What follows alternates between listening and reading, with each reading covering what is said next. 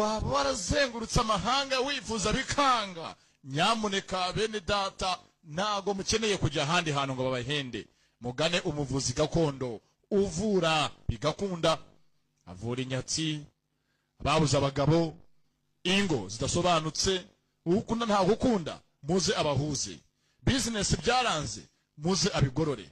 Baguterereje ihembe, vayo aritumure. Abafitiye imiti ivura indwara zikurikira: umuti w'amavangingo ku badamu, gutera akabariro, gukuza igitsina, kwikinisha. Tuvura uburemba, ubugumba, tuvura amarozi, amategano, amahuherano, amaryano. Tutanga umuti utuma uhurwa inzoga n'itabi. Si nibyo gusa, tubafitiye imiti ivura amibe, diabete, kanseri. Tuvura indwara z'uruhu, izo mu nda, iz'ubuhumekero.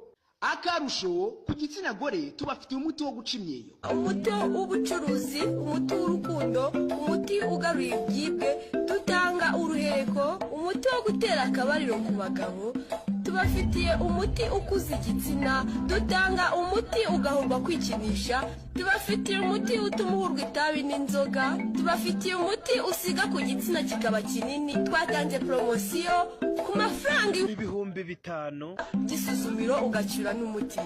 Nimero zacu 079357799593.